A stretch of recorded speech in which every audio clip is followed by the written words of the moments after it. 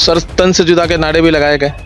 उसके बाद पुलिस गई और पुलिस जाके उसको उठा कर लेके आती है। कोलकाता पुलिस ने हरियाणा के गुरुग्राम से social media influencer Sharmishtha Panoli को जब से गिरफ्तार किया है, हर तरफ उनके नाम की चर्चा हो रही है। नॉर्थ से लेकर साउथ तक शर्मिष्ठा की गिरफ्तारी की वजह की ही चर्चा है। शर्मिष्ठा की गिरफ्तारी के बाद पवन कल्याण से लेकर कंगना रनौत तक उनके समर्थन में उतर आए हैं और सोशल मीडिया इन्फ्लुएंसर को रिहा करने की मांग कर रहे हैं। वहीं एक शख्स भी सामने आया है जिसने इस पूरे मामले की सच्चाई सबके सामने रख दी है। ऐसे में हर तरफ यही सवाल है कि आखिर शर्मिष्ठा कौन है और ऐसा क्या किया है उसने जो कोलकाता पुलिस ने उन्हें गिरफ्तार कर लिया है। तो चलिए हम आपको बताते हैं कि आखिर शर्मिष्ठा पनोली कौन है और उन्हें लेकर क्या बवाल मचा हुआ है। दरअसल ऑपरेशन सिंदूर का पूरी दुनिया में डंका बज रहा है। देश विदेश के लोग भारत के पाकिस्तान के खिलाफ इस ऑपरेशन की तारीफ कर रहे हैं, मगर देश में कुछ ऐसे लोग हैं जो बदनाम करने की कोशिश में हैं। इसी क्रम में शर्मिष्ठा पनोली एक सोशल मीडिया इन्फ्लुएंसर और लॉ की छात्रा जिन्हें कोलकाता पुलिस ने हरियाणा के गुरुग्राम से गिरफ्तार कर लिया। शर्मिष्ठा सोशल मीडिया पर राजनीतिक मुद्दों पर मुखरता से अपनी राय रखने के लिए जानी जाती है। हाल ही में शर्मिष्ठा ने ऑपरेशन सिंदूर पर बॉलीवुड के कुछ स्टार्स की चुप्पी पर भी सवाल खड़े किए थे। इस दौरान वो कुछ अनुचित शब्दों का इस्तेमाल करती दिखी। इस वीडियो के चलते शर्मिष्ठा को सोशल मीडिया पर आलोचनाओं का भी सामना करना पड़ा। वीडियो वायरल होते ही पनोली को सोशल मीडिया पर धमकियां मिलनी शुरू हो गई। इसके बाद उन्होंने वीडियो डिलीट कर एक सार्वजनिक माफी पोस्ट जारी की, जिसमें उन्होंने कहा, जो कुछ भी मैंने कहा वो मेरी निजी भावना थी। मेरा मकसद किसी को ठेस पहुँचाना नहीं था। यदि किसी को ठेस पहुंची है तो मैं क्षमा चाहती हूँ। अब से मैं अपने पब्लिक पोस्ट में सतर्क रहूंगी। लेकिन इन सब के बावजूद उसकी गिरफ्तारी ने सोशल मीडिया पर उबाल ला दिया है। लोगों ने ममता बनर्जी सरकार और कोलकाता पुलिस पर सवालों की बौछार कर दी है। कई यूजर्स पूछ रहे हैं कि क्या ये गिरफ्तारी अभिव्यक्ति की आजादी पर हमला है, तो कुछ इसे राजनीतिक दबाव और चयनात्मक कार्रवाई करार दे रहे हैं। सोशल मीडिया पर hashtag release Sharmistha, hashtag Sharmistha और hashtag I stand with Sharmistha trend कर रहा है। हर तरफ यही सवाल गूंज रहा है कि जब माफी मांग ली तो आखिर जेल क्यों।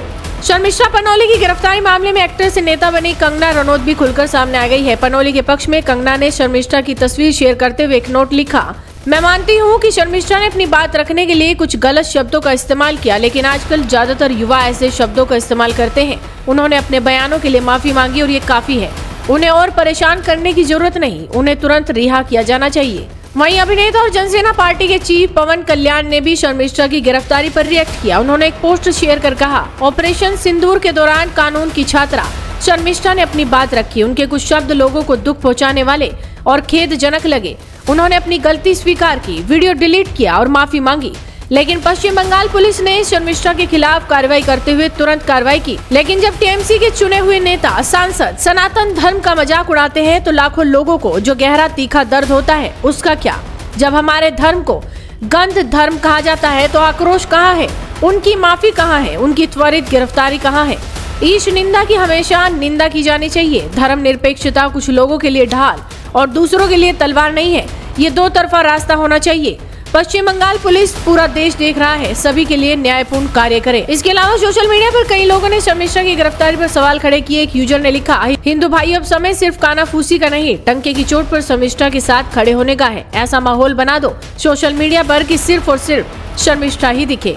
एक अन्य यूजर ने लिखा, शर्मिष्ठा ने उस भीड़ में जो साहस और ऊंची आवाज दिखाई, एक दिन ये लड़की पश्चिम बंगाल की मुख्यधारा में शामिल हो जाएगी। ये पीढ़ी टीएमसी, सीपीआई और सभी पुरानी मानसिकता को हमेशा के लिए साफ कर देगी। साहसी लड़की हैशटैग शर्मिष्ठा। वहीं इन सब के बीच इस शख्स ने भी सामने आकर शर्मिष्ठा पनोली का समर्थन किया और क्या कुछ सच्चाई बयान किया, आप खुद ही सुनिए। देखिए, आप लोग सब लोग जानते हैं कि शर्मिष्ठा ने एक बयान दिया था। उस बयान को लेकर बहुत विवाद हुआ था। उसके बाद उसने अनकंडीशनल माफी मांगी थी। इसके बावजूद यहाँ पर स्काई फाउंडेशन नाम से एक संगठन जिसका ऑफिस कराची में है पाकिस्तान में, उसकी तरफ से यहाँ कुछ लोग गार्डन रिच थाने में आकर कलकत्ता में एफआईआर करते हैं और उसकी गिरफ्तारी की मांग करते हैं। और सिर्फ गिरफ्तारी नहीं, उसको जान से मारने की धमकियां भी देते हैं। वो कहते हैं कि पुलिस अगर कार्रवाई नहीं करेगी तो हम करेंगे। तो सर तन से जुदा के नारे भी लगाए गए। उसके बाद पुलिस गई और पुलिस जाके उसको उठा कर लेके आती है। 19 साल की लड़की है और उसके जान पे खतरा है। अगर उसने 295A BNS की धारा का उल्लंघन किया है, अगर उसने धार्मिक भावनाओं को अगर उसने ठेस पहुंचाई है किसी की, तो कानून अपनी कार्रवाई करेगी, करे, हमें उससे कोई दिक्कत नहीं है। लेकिन एज अ हिंदू सनातनी और मैं यहाँ पर श्री राम स्वाभिमान परिषद अपने संगठन की तरफ से मैं यहाँ पर आया हूँ। हमारी हिंदू बहन है, उसको किसी प्रकार से कोई भी अगर क्षति पहुंची तो उसके लिए जिम्मेदार यहाँ की पुलिस और ममता बनर्जी की पुलिस होगी। ये सेफ हाउस हो चुका है पश्चिम बंगाल। यहाँ से जो लोग हिंदुओं को गाली देते हैं उनके खिलाफ कोई भी कार्रवाई नहीं करती है पुलिस। यहाँ पर यहाँ के मेयर कहते हैं कि जो लोग इस्लाम में जन्म नहीं लेते वो लोग दुर्भाग्य लेकर जन्म लेते हैं। यहाँ का एक मंत्री हुमायूं कबीर कहता है कि भागीरथी नदी में बहा देंगे हम 70% है मुर्शिदाबाद में हिंदुओं को, कहता है। यहाँ पे सिद्दीकुल्ला चौधरी कहता है कि हम लोग चाहे तो हर थाने के सामने हर थाने को हम लोग बंद कर सकते हैं, पूरे कलकत्ता को जाम कर सकते हैं। और ये सब चीज उन्होंने करके दिखाया है। आपने देखा होगा मुर्शिदाबाद में क्या क्या घटनाएं घटी, हमारे दो लोगों को हत्या कर दी गई। मैं नहीं चाहता कि हमारे शर्मिष्ठा जो हमारी बहन है उसके संग कोई भी अनहोनी हो, और हम लोग उसकी सुरक्षा को सुनिश्चित करेंगे।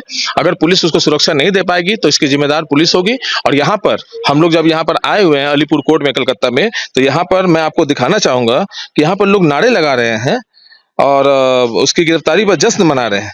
मैं ये स्काई फाउंडेशन जो है, जिन्होंने ये एफआईआर किया था, जिन्होंने कंप्लेन किया था, ये स्काई फाउंडेशन के लोग यहाँ पर नारे लगा रहे हैं, धार्मिक नारे लगा रहे हैं। कहाँ पर? कोर्ट में।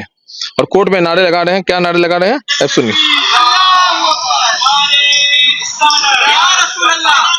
ये जश्न मनाया जा रहा है इस लड़की की गिरफ्तारी पर, एक 19 साल की लड़की। इस तरह की बहुत सारी घटनाएं होती हैं पूरे भारतवर्ष में, जहां पर हमारे भगवान, हमारे आराध्य को बार बार गलत चीजें दिखाई जाती हैं, गलत तरीके से उनको किया जाता है, देश के विरुद्ध में बातें की जाती हैं।